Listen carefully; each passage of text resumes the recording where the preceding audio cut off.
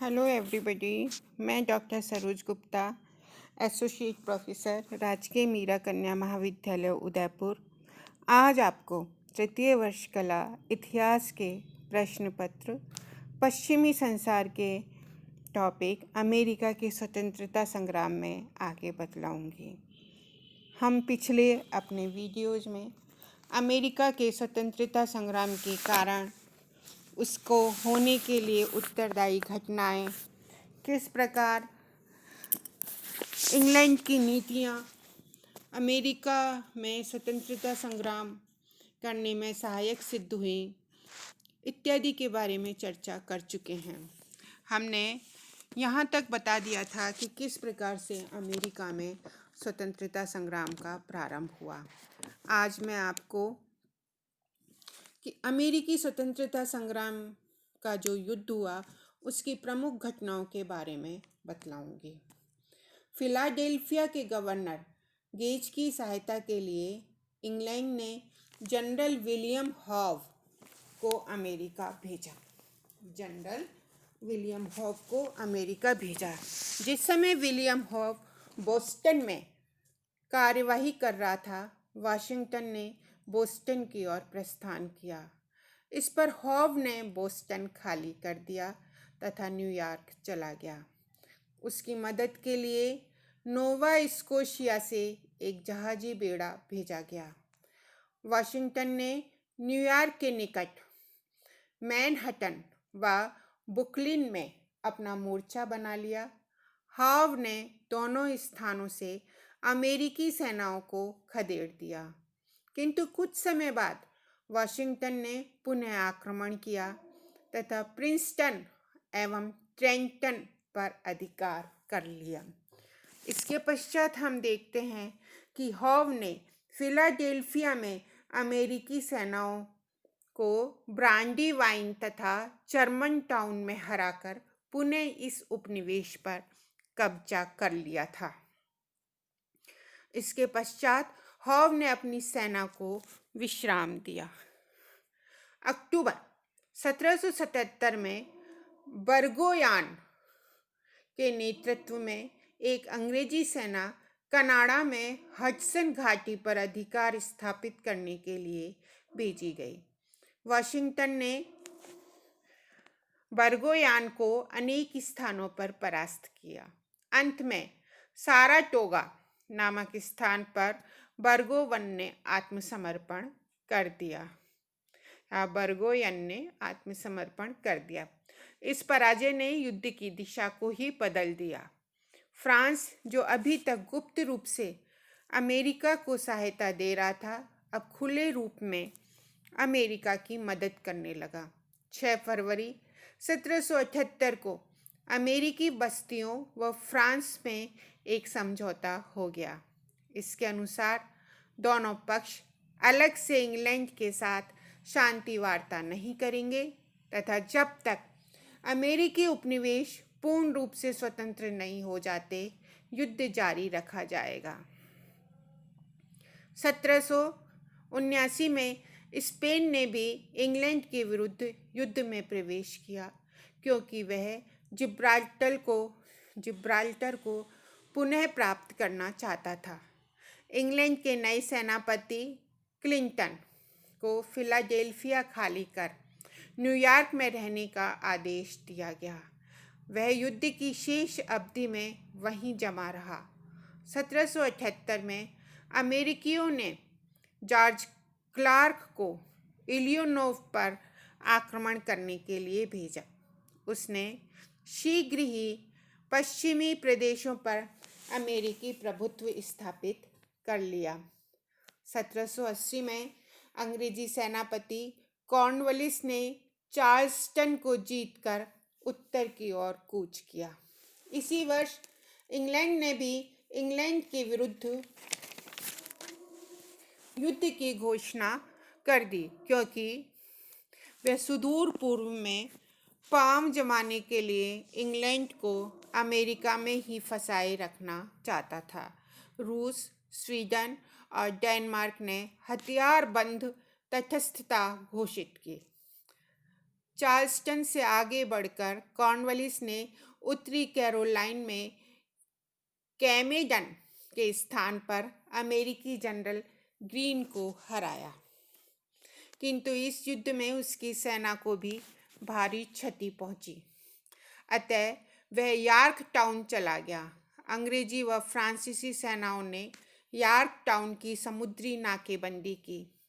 स्थल मार्ग से आगे बढ़कर उन्होंने कॉर्नवालिस को घेर लिया।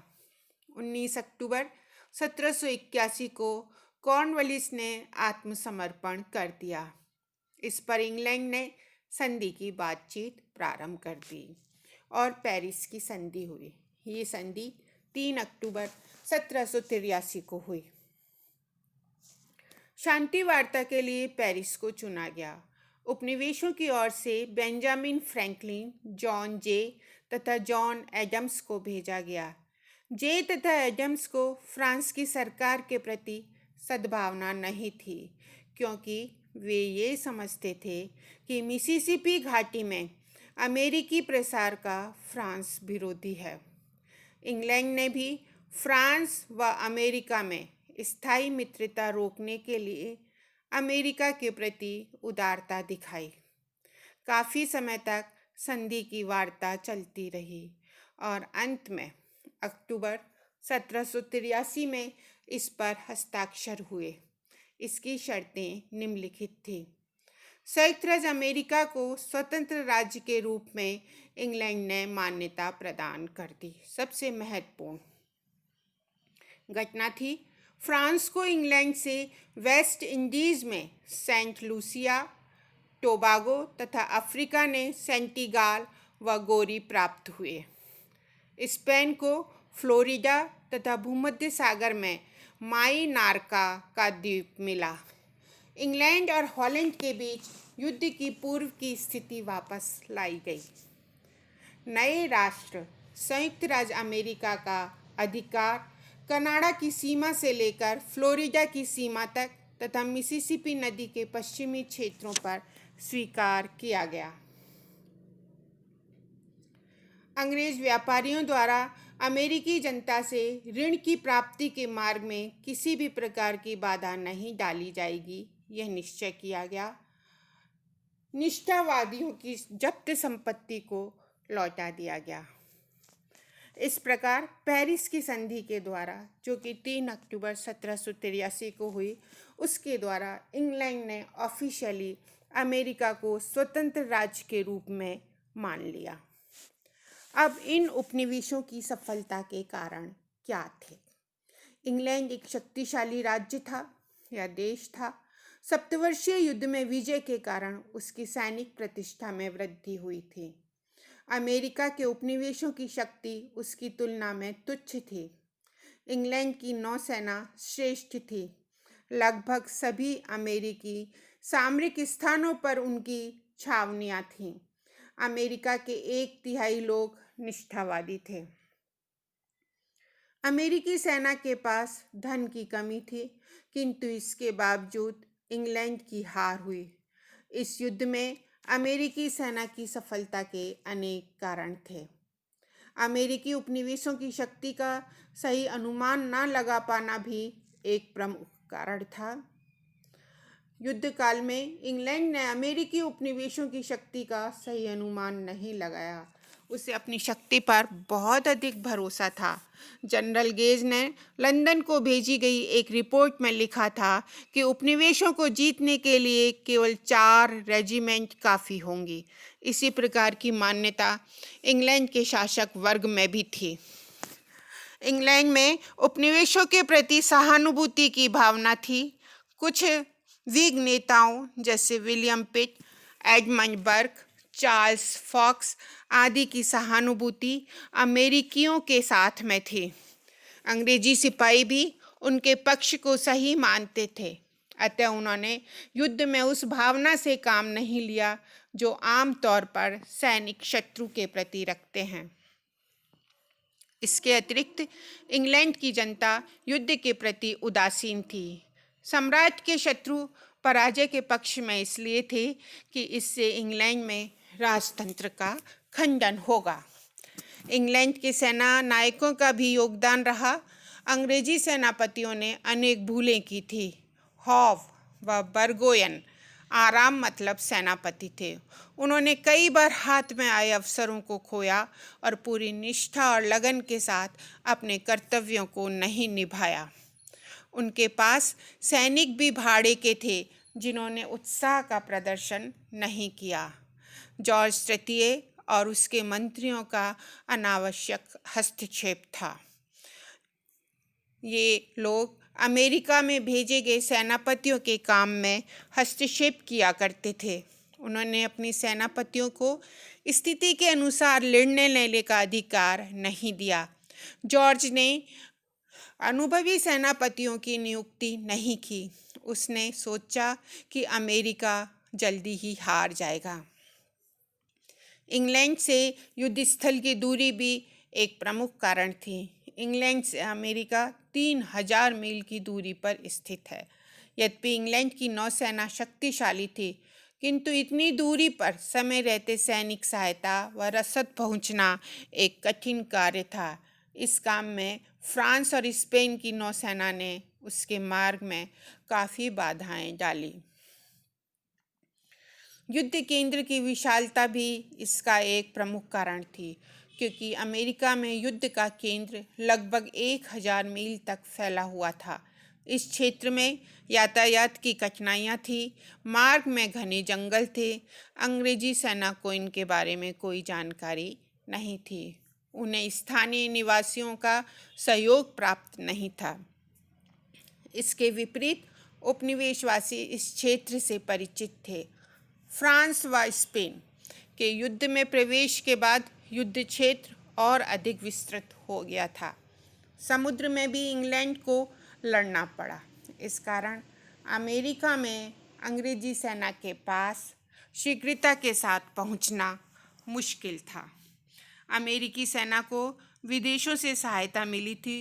यूरोप की तत्कालीन कूटनीतिक परिस्थितियों के कारण फ्रांस, स्पेन, इंग्लैंड ने अमेरिकी उपनिवेशों की सहायता की तथा कुछ देश तटस्थ रहे। फ्रांसीसी सहायता के बिना अमेरिका के लोगों का जीत पाना कठिन था। यॉर्कटाउन के घेरे में फ्रांसीसियों ने महत्वपूर्ण योगदान दिया था। वाशिंगटन का कुशल नेतृत्व भी उपनिवेशों की विजय का कारण था। वाशिंगटन एक चरित्रवान और कुशल नेता थे। उसने कठिन परिस्थितियों में भी अमेरिकी सेनाओं का सफल नेतृत्व किया। उसके सैनिक उसमें दृढ़ विश्वास रखते थे। उसने भी अपने देशवासियों का मनोबल बनाए रखा। उसने मुख्य रूप से छापामार पद्धति से युद्ध किया, क्योंकि वह जानता था कि अंग्रेजी सेना छापामार युद्ध से निपटने के योग्य नहीं है। उपनिवेशवासियों में स्वतंत्रता की भावना मुख्य कारण थी। इस युद्ध में इंग्लैंड को अमेरिकियों की स्वतंत्रता की भावना को कुचलना था। वह उन लोगों को जो कि अपनी राजनीतिक और आर्थिक स्वतंत्रता के लिए लड़ रहे थे, दबाना चाहते थे। इस युद्ध में अमेरिकियों ने साहस और दृढ़ता का परिचय दिया। अनेक कष्टों को सहकर भी वे डटे रहे। वे अपने उद्देश्यों की प्राप्ति के लिए किसी भी प्रकार का बलिदान देने को तैयार थे। इसमें कोई संदेह नहीं कि अनेक बार ऐसी परिस्थितियां सामने आई जिनके कारण उन्हें अपना भविष्य अंधकार में दिखाई देता था, किंतु उपनिवेशवासियों के हृदय में धधकती हुई स्वाधीनता की ज्वाला ने न केवल उन्हें धैर्य बंधाया बल्कि उनका मार्गदर्शन भी किया। Thank you very much.